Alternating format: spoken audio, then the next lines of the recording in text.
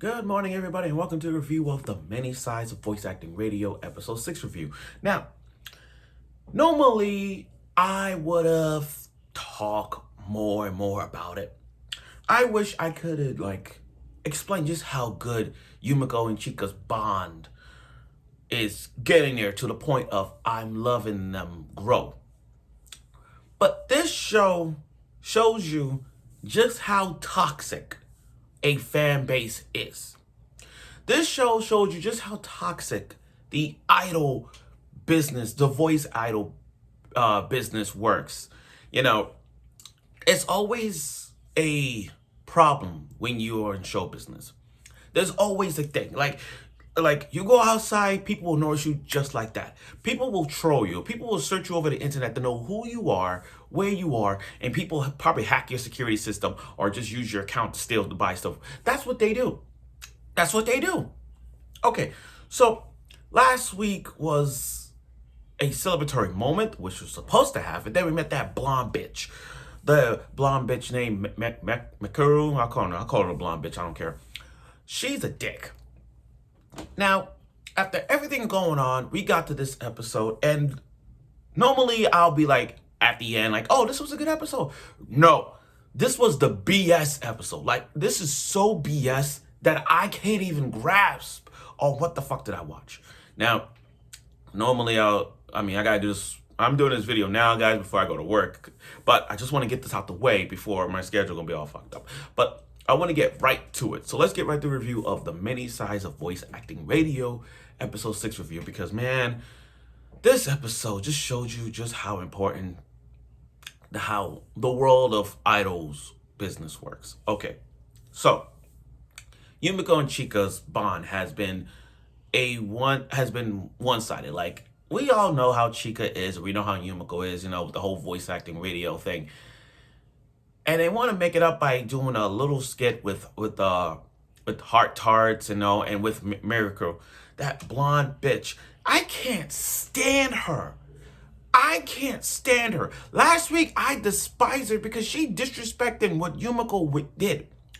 And she comes here like she's like the Harvey Two-Face. On the voice acting side, voice acting radio, she has the talent. Yumiko sees like she has mad experience. But outside of voice acting video, she's all like, why would you freaking do this? You have no part of this. You can't do this. I hate characters who don't give the main characters credit for what they're doing. Risking their lives, putting everything on the line, and they just don't see. They're just the downers. These people have telling the other MCs, you can't do this, you can't do that. No way you will fucking achieve. I hate characters like that.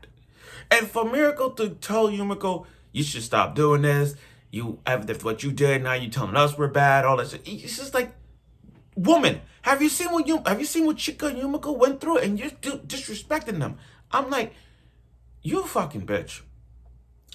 And what's worse about this episode was Chika's mom.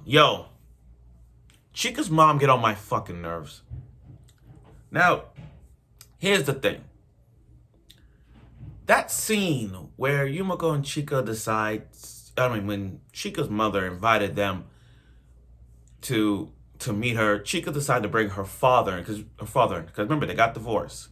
Now, Chika's mother wants Chika to stop doing voice acting radio for good.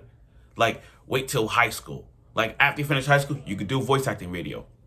For her, she has a leak that they showed her where she lives, where's the apartment at, all those things. So everybody's going to be on her case. Everybody's going to be on her case. Now, here's the thing. I'm not defending Chika's mother for this.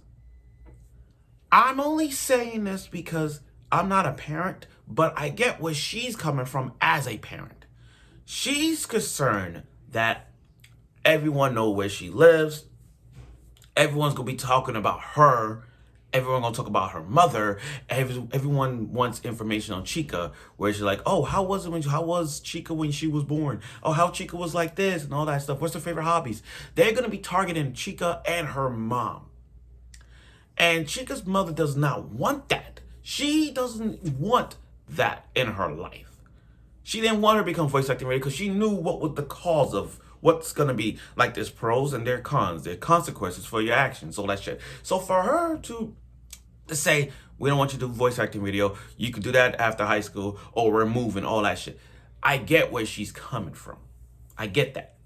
But Chika's case, Chika wants to do this. This is her goal. This is her dream. And the mother's going to take it away. And then when the Chika brought her father in, Chika's mother was a dick. She's like, don't you realize I have custody of her? First of all, I understand you have custody of Chika. I get that. But Chika could stay with her father until the shit breaks over. Until the shit is done. You don't have to she didn't have to be all mean about it. She's like, oh, no, you're not staying with your father because I have custody of you. You're staying with me. And I'm like, what? First of all, I get you have custody. I get it. But come on. She could stay with her father for about a week or two. Like, come on. What the fuck? Now, Yumiko is defending Chika no matter what. And we have seen that. I don't think there's not one bad thing I could say about Yumiko at this point. I mean, there's more episodes coming along. But halfway through this episode, I have not seen one bad thing about Yumiko than ever. Chika, I have my ups and downs. But Yumiko defending Chika for her career and her love of voice acting radio is spot on. I mean, yeah, she may not be most talented out of all the voice acting radios we've seen. But she has come a lot. Her growth of voice acting radio, a lot. Really a lot. So, Yumiko's mother decides to join in on the fun. Now, in Yumiko's mother's case, she wants her to do whatever she wants. I like this mom. You got one mom who's a bit of a dick, who's concerned for their child, that's fine. But for them to say, quit this shit, don't do this, you're done, I don't want you to be part of this, just stop what you're doing. On the other hand, I'm looking at the other mother, Yumiko's mother, who sees Yumiko as she got talent. I want her to do whatever she wants. If she wants to be a voiceover of a magical girl show, let her do it. Let her do it. It won't stop me. And I applaud her for that because she's concerned for Yumiko, but she wants Yumiko to do what she wants to do. They're not following her footsteps. I like that mom. So they decided to make an agreement here. They decided to do a little wager to see where this goes. In some ways, about how will the fans will react if they see Yumiko and Chika, all that stuff.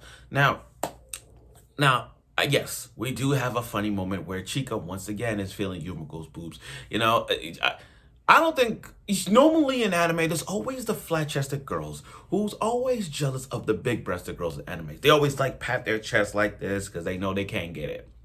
But you gotta applaud Chika's determination of Yumiko's breasts. I mean, there should be a shirt. There should be a shirt that says, "I'm sorry you feel sad, feel my boobs." That should be a slogan. That should be a shirt. Because for Chika to keep feeling Yumiko's boobs every time, I feel like she's gonna get some growth later on with her boobs.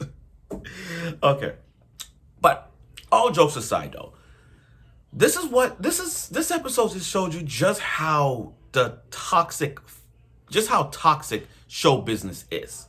It's like Oshinoko. Oshinoko is one of many animes you have to watch. I mean, literally, it shows you just how show business is. Once they realize who you are, it spread gossip on Twitter and Instagram, all the social media vibes. Like this episode, it shows you just how toxic idol fan base is in terms of where you live.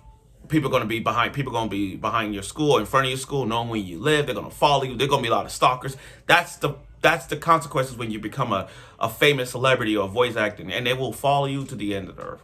I mean, they got Chika's whereabouts. They know where Chika lives. So now there's going to be a lot of tension going on.